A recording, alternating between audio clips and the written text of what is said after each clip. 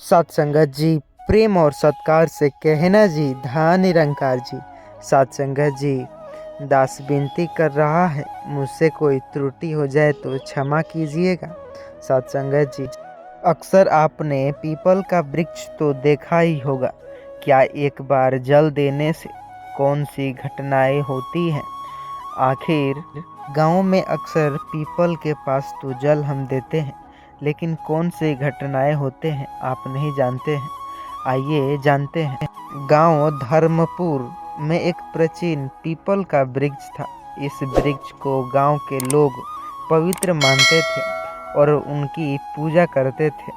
हर सुबह गांव की महिलाएं और पुरुष पीपल को जल अर्पित करते थे। यह परंपरा वर्षों से चली आ रही थी। लोग मानते थे कि ऐसा करने से सुख, शांति और समृद्धि आती है। लेकिन इस परंपरा से जुड़ी एक रहस्यमयी कहानी, जिसे लोग धीरे धीरे भूल गए थे। यह कहानी एक स्त्री सुमित्रा के जीवन से जुड़ी हुई है। जिसने पीपल को जल चढ़ाने के बाद ऐसा कुछ अनुभव किया जिससे उनका जीवन पूरी तरह बदल गया। आखिरकार वह कौन सी घटना भी हुई है उसके साथ, आइए जानते हैं एक कहानी के माध्यम से। सत्संगत जी, वीडियो को अंत तक देखिएगा। भगा भगा कर देखने की कोशिश न कीजिएगा, क्योंकि आधा अधूरा ज्ञान किसी काम का नहीं होता। सत्संगत जी, अक्सर सुमित्रा धर्मपुर की एक साधारण महिला थी। उसका परिवार मध्यमवर्गीय था और वह अपने पति और 2 बच्चों के साथ रहती थी। यह कहानी ऐसा है जिसे सुनने मात्र से ही आपके दिल की धड़कन तेज हो सकते हैं। इसको समझने के बाद आपका दिल, रूह कांप उठेगा। सत्संगत जी, वीडियो को अंत तक देखिएगा। साथ ही वह बेहद धार्मिक भी थी, जो कि सुमित्रा, और गांव की हर परंपरा का पालन करती थी।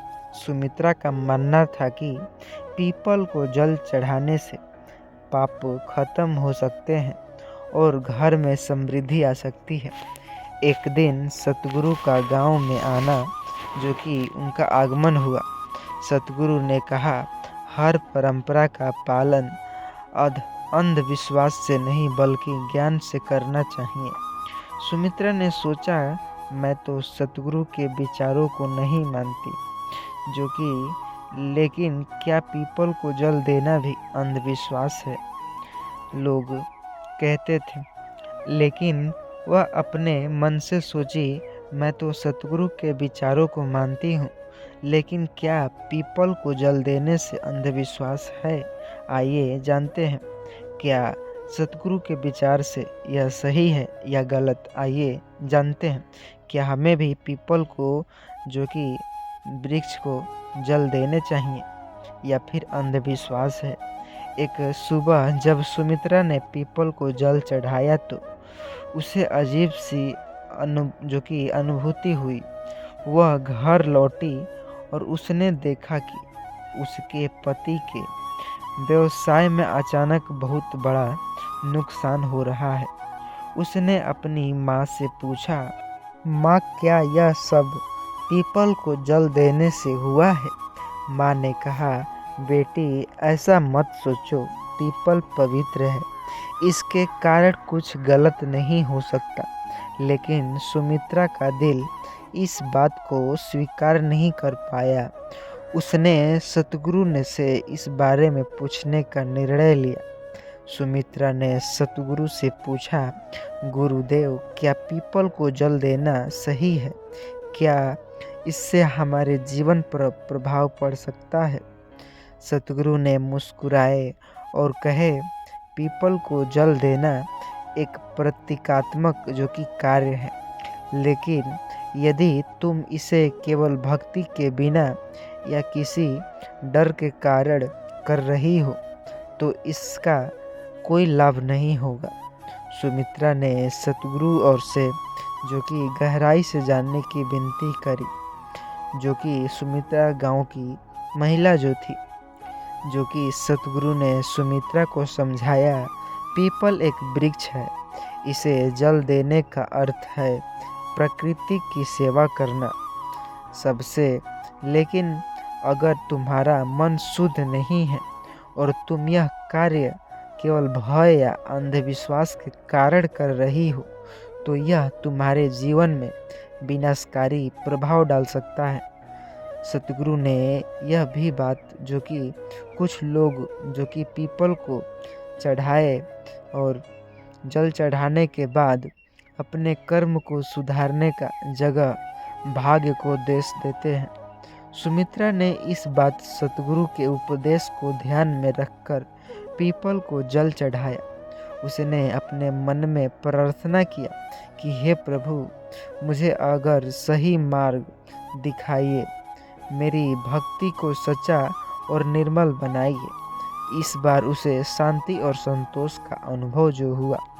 जब वह घर लौटी तो उसने देखा कि उनके जीवन में सकारात्मक बदलाव आने लगे। सतगुरु के प्रवचन का प्रभाव जो कि पूरे गांव पर पड़ा।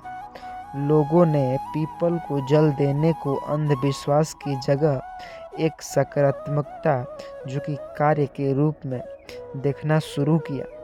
जो कि लालचंद जो कि एक केवल दिखावे के लिए पीपल को जल चढ़ाता था, उसने अपने कर्म सुधारने और शुरू किया। गीता जो हर समय दूसरों के दोष को देती थी, उसने समझा कि पीपल को जल देना तभी सार्थक है जब मन निर्मल हो।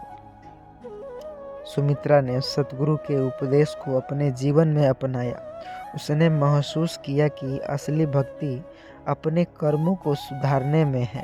पीपल को जल चढ़ाने का अर्थ केवल प्राकृतिक की सेवा नहीं, बल्कि अपने भीतर के दोषों को जलाना भी है।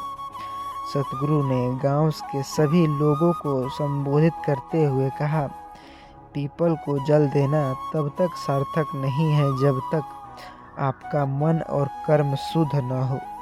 भक्ति और सेवा का अर्थ है अपने जीवन में सच्चाई और करुणा का लाना। भक्ति का सही अर्थ केवल परंपरा निभाने में जो कि कुछ नहीं होता। असली भक्ति अपने कर्मों और सोच को सुधारने में है।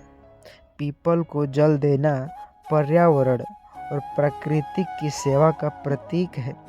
सतगुरु ने सिखाया कि किसी भी परंपरा को बिना समझे अंधविश्वास में बदलना विनाशकारी हो सकता है। साथ संगत जी, यह कहानी सुनकर हर व्यक्ति सतगुरु के विचारों को समझेगा और साथ ही इस चैनल पर नए होंगे, चैनल को सब्सक्राइब कीजिएगा। लोगों तक व्हाट्सएप के जरिए हित रिश्तेदारों के पास शेयर ज़रूर करिएगा ताकि वह भी पीपल को जल चढ़ाते तो यह सब जान सके। साथ संगत जी, साथ ही कमेंट करना ना भूलिएगा। साथ ही अक्सर हमें गाँव में बथुआ का साग मिलता है, लेकिन इसके फ़ायदे जानकर आपके रोंगटे खड़े न हो जाए तो कहिएगा। चलिए उस फायदे को बताते हैं। साथ संगत जी, प्रेम और सत्कार से कहना जी, धन निरंकार जी। बथुआ साग की अद्भुत ताकत। बथुआ साग, जिसे आयुर्वेद में एक अद्भुत औषधि माना गया है, हमारे जीवन को न केवल स्वस्थ बना सकता है बल्कि कई तरह की बीमारियों को भी दूर कर सकता है। इस कहानी में हम एक कहानी से जानेंगे कि कैसे बथुआ साग ने एक गांव को विनाश होने से बचा लिया और वहां के लोग के जीवन कैसे बदला। गंगा के किनारे स्थित शिवपुर नामक लोग प्राकृतिक जीवन जीते थे, खेती बाड़ी करते थे, अपने भोजन के लिए प्रकृति पर निर्भर रहते थे, बीमारियों से बचने के लिए आयुर्वेदिक उपचार का सहारा लेते थे। इस गांव में बाबा अंचलानंद नामक एक निरंकारी संत रहते थे। बाबा लोगों को अध्यात्म और आयुर्वेद के बारे में शिक्षा देते थे। साथ संगत जी, मुझसे कोई त्रुटि हो जाए तो क्षमा कीजिएगा। आइए एक ऐसी कहानी जिसे दिल का रूह कांप जाएगा आपको सुन करके वीडियो को लास्ट तक देखिएगा। भगा भगा कर देखने की कोशिश न कीजिएगा, क्योंकि आधा अधूरा ज्ञान किसी काम का नहीं होता, उल्टा दुष्परिणाम पड़ता है। अक्सर लोग कहते हैं, अक्सर कितने ने ये सुना भी नहीं होगा, इसका नाम तो सुना होगा लेकिन खाए भी नहीं होंगे। अक्सर ये गांव देहात में नॉर्मल मिलने वाला यह चीज़ है। ये कहानी जो कि एक दिन बाबा ने गांव को संबोधित करते हुए कहा, गांव में एक बड़ी विपत्ति आने वाली है। केवल वही लोग बच पाएंगे जो प्राकृतिक और सत्य के मार्ग पर चलेंगे। गांव के लोग, जो कि कुछ लोग बाबा की बातों को मानते थे, लेकिन ज़्यादातर लोग इसे एक साधारण बात मानकर नज़रअंदाज कर देते थे। जैसे गांव में सावित्री नामक की महिला थी, जो अपने परिवार के लिए हर दिन बथुआ साग लाती थी। सावित्री बाबा की भक्त, जो कि उनके हर उपदेश का पालन करती। बाबा ने उसे बताया कि बथुआ साग में अद्भुत औषधीय गुण है। यह शरीर को शुद्ध करता है, पाचन को बेहतर बनाता है और आत्मा को भी शांति प्रदान करता है। सावित्री ने यह बात गांव के अन्य लोगों को बताई, लेकिन उन्होंने इसे गंभीरता से नहीं लिया। कुछ ही दिनों बाद गांव में अचानक अजीब घटनाएं होने लगी। लोग बीमार पड़ने लगे, बच्चों और बूढ़े बीमार होने लगे, बुखार लगने लगे, बड़ों को पेट की बीमारियां होने लगी। गांव के शहर जैसे गांव के बाहर से आने वाले डॉक्टरों ने इसे एक खतरनाक संक्रमण बताया। यह बीमारी इतनी तेजी से फैली कि कई लोग अकाल मृत्यु का शिकार हो गए। सावित्री और उसका परिवार, जो कि रोज बथुआ साग खाते थे, वह पूरी तरह से स्वस्थ थे। बाबा ने कहा, यह बथुआ की साग की शक्ति है। यह साग न केवल शरीर को सुख करता है, बल्कि यह बीमारियों से लड़ने का भी ताकत देता है। बाबा ने गांव वालों को बुलाया और उनसे कहा, लोग इस बीमारी से बचना चाहते हैं, वे बथुआ साग को अपने भोजन में शामिल करें और नियमित रूप से इसे खाएं। साथ ही अपना आत्मा को भी शुद्ध करें। गांव के लोग, जो बाबा की बातें को अनदेखा कर रहे थे, अब वो अपनी जान बचाने के लिए शरण में आने लगे। बाबा ने सभी को बथुआ साग की औषधि के गुण बताए। यह शरीर से विषैले तत्वों को बाहर निकालता है, पाचन तंत्रों को मजबूत करता है, यह खून को साफ करता है और रोगों को प्रतिरोधक क्षमता बढ़ाता है। यह हृदय रोग और त्वचा की बीमारी में लाभकारी है। गांव वालों ने बाबा के निर्देश अनुसार पालन किया और धीरे धीरे बीमारी प्रकोप कम होने लगा। कुछ ही महीनों बाद गांव पूरी तरह स्वस्थ हो गए। अब लोग बाबा और बथुआ साग की महिमा को समझने लगे। उन्होंने यह भी समझा कि प्रकृति के करीब रहना और उनका सम्मान करना ही जीवन का सच्चा मार्ग है। बाबा ने गीता के एक श्लोक का उल्लेख करते हुए कहा कि अपि चेदसि पापेभ्य सर्वेभ्य पापकृतं सर्व ज्ञानप्लवेन प्रवृत्ति संतर्यसा। जैसे अर्थात यदि तुम सबसे बड़े पापी हो तो भी ज्ञान का सहारा लेकर तुम सभी पापों को पार कर सकते हो। गांव ने बाबा की शिक्षा को अपने जीवन में अपनाया और प्राकृतिक नियमों के अनुसार जीने का प्रण लिया। सावित्री ने इसे अनुभव किया और बाबा की शिक्षाओं को दुनिया तक पहुंचाने के लिए एक जैसे यूट्यूब चैनल को ज्वाइन कराया। केवल बथुआ का साग के फायदे बताने से, आयुर्वेदिक गीता और निरंकारी विचार के माध्यम से स्वस्थ और आध्यात्मिक जीवन जीने का प्रेरणा मिलता है। साथ ही चैनल पर नए होंगे, चैनल को सब्सक्राइब कीजिएगा। इस वीडियो को व्हाट्सएप के जरिए लोगों तक शेयर कीजिएगा। इसका फ़ायदा बहुत से हैं, जो कि मैंने बताया।